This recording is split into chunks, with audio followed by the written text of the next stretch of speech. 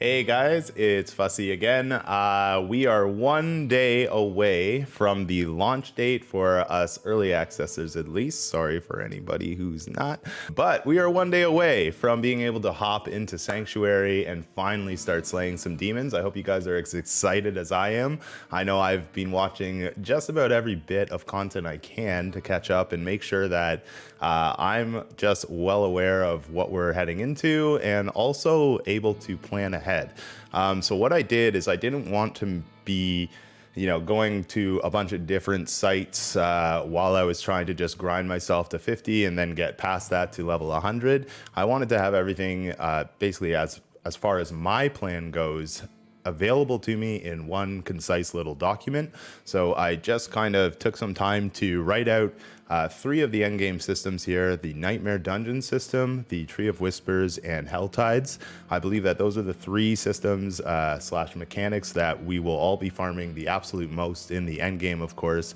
And so I just wanted to have a brief description of what each one of them does, how we interact with them, and then I have a small little plan available for what I plan to do past level 50 once we reach into the game tomorrow. Nightmare Dungeons are basically just our regular dungeons that we've turned into Nightmare Dungeons via sigils. We've probably all done our research on these, but for those of us that haven't, Nightmare Sigils are farmed by completing bounties through the Tree of Whispers system. And the Tree of Whispers system I will talk about in just a second here, but each sigil that you'll get, it corresponds to a specific dungeon in Sanctuary. And so you will actually see the dungeons appear on your map. When you look at one of your dungeons, it will get like a red icon on it. And basically what that's telling you is that the dungeon is a Nightmare Dungeon. On each sigil, you will notice some things. There's a tier level on each one of them. You will see the name of the dungeon that it corresponds to. It also shows you the amount of revives you have in each Nightmare Dungeon. As you increase in tier, you get less revives. And then as far as the dungeon affixes go, there is always going to be, as far as I know, a green affix, and the green affixes on sigils work for you. So that lightning damage would be increased lightning damage for your character. The gray affixes work against you. So they are bad. They work for the monsters. If the sigil I get is bad for my build, I can simply break it down at the occultist for sigil powder, and that is something that we can use to create additional sigils in hopes that I get one that works well for my build.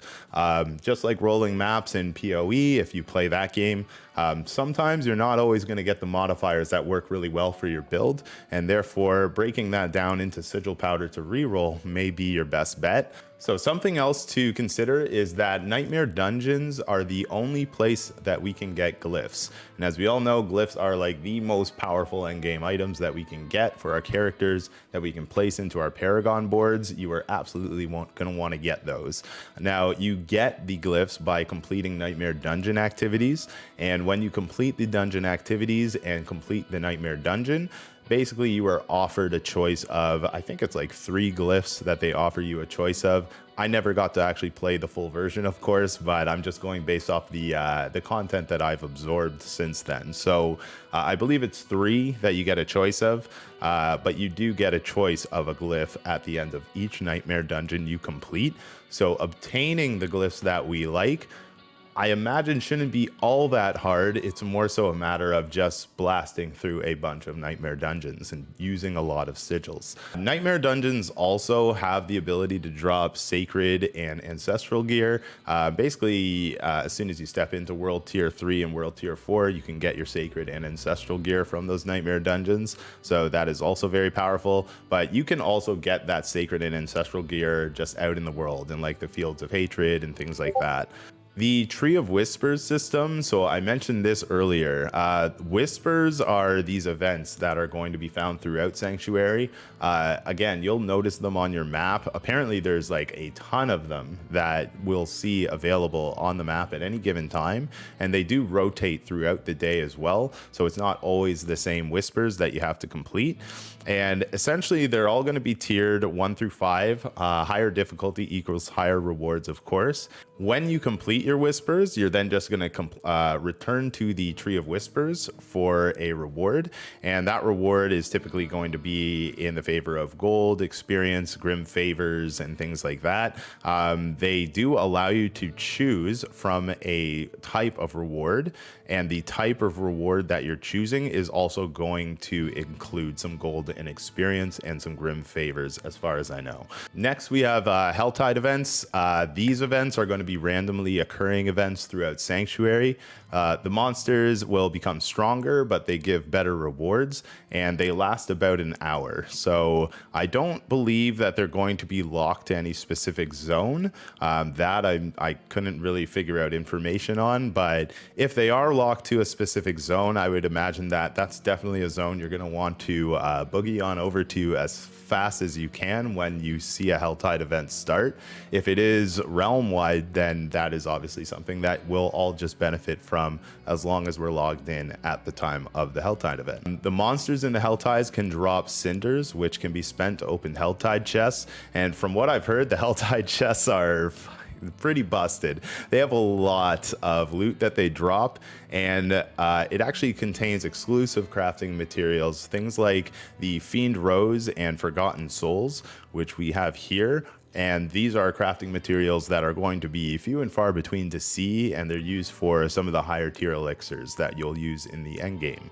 So expect some of these elixirs in the end game. I do expect them to be pretty expensive gold-wise, seeing that certain materials that we have to use to make them are going to be pretty rare. So with all that said, I made a small plan here upon reaching level 50 of what I plan to do. Basically, my plan, first step when I step into the game, is rush to level 50. I think every single piece of content that I've seen so far has made it very clear that everyone is not only going to be capable of doing this, but it's something that you certainly will be in your best favor. You want to rush to level 50 as fast as possible, essentially just picking up all the aspects that are the most powerful in my codex that are available to me and relevant to my build. I will target those first. So things like my resource generation, obviously I'm going to want to get that. So like Umbral and Echoing Fury are going to be definitely top tier aspects that I'm going to be looking to farm right away. And then of course things like Berserk Ripping and stuff like that, I will definitely be looking for aspects like that as I go along. Ultimately, I would like to have all of my codex aspects by the time I reach that level 50 cap, and then I'm ready to go take on my capstone dungeon. If I'm not well geared enough by this time, when I'm ready to go for the capstone dungeon for world tier 3, my plan is to just go for Obol spamming. So basically you just do a TP spam at any random side event, and you can essentially go back to town and then come back to the side event, and it's going to reset the instance every time. So if the event hasn't started yet, well, the next time you go back to town and then come back, the event may have started already, or it may be just closer to starting. I've even had times where I was jumping in and it was like right at the end of the event, so I just got to get the Obols at the end. So it's just a really quick way to kind of quickly farm out events and Obols for yourself, so you're not spending time, running in a big loop. Of course, if you do find a nice efficient path for yourself, definitely by all means you can use that as well. After I've reached level 50, done my capstone, I'm now in world tier 3. My plan then is just spamming whispers and going to all Helltide events for the crafting materials and essentially just for any legendaries and things like that. Getting gold, XP, all of that stuff is obviously going to be good, and just farming up sigils so I can go ahead and make sure I'm running favorable modded sigils for my build and make sure that the progression is going to feel nice and smooth. I'm unsure of the difficulty levels per tier of the dungeons, like how they actually scale. It seemed to be that anything prior to level like tier 50 seemed to look not that challenging. And then as soon as you reach around level 70 or 80, like tier 70 or 80, the footage I saw of it was a double swing barb going through tier 80, I believe, and he was absolutely crushing it, and that was on Rob's channel. So I know that the build should have no problems, but just on the in case, I did want to make sure that I made note of that. If the dungeons are just too hard, definitely just sit back, get a little bit better geared. I either plan on saving or trading the higher tier sigils, and that's just depending on how much gold they can net on the market. And then I'm going to use the crafting mats from the Nightmare Dungeons and the Helltides to create elixirs, find out what the meta elixirs are after launch, and then craft those to sell. Because again, I do believe that some of these elixirs are going to be quite expensive, just depending on how rare it is to grab the materials to craft them. Also planning to stash all murmuring caches. These you only open when we're ready to gamble for good bases, nearing level 50 or past level 50, of course.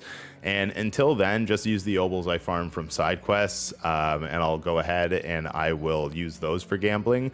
The murmuring caches, I'm not sure if they're tradable. I don't believe they are. They probably won't be, but I know that they are a magic item, and I know that they are just considered a consumable. So they as the murmuring cache, they're not really called an obol yet, so I don't know if they are tradable, seeing as they do contain obols inside. But if they are tradable, then I could see these actually holding some really good gold value, just like a nice steady gold value throughout the entirety of a ladder, because they just simply, everybody always wants to gamble, so why not, right?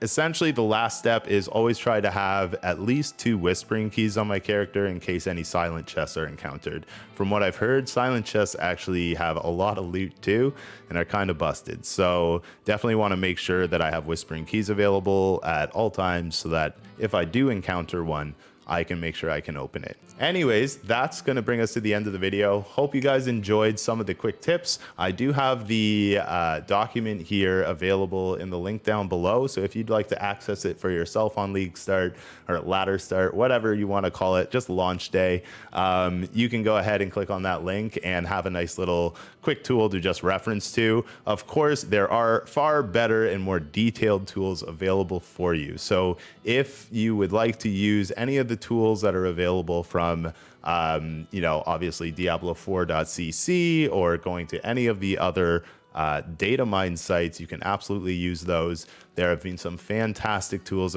made available to us from Don the Crown, as well as Rax and some other content creators out there. So definitely can check those out as well. Anyways, hope you guys all enjoyed. Thank you all. Until next time, take care and peace out.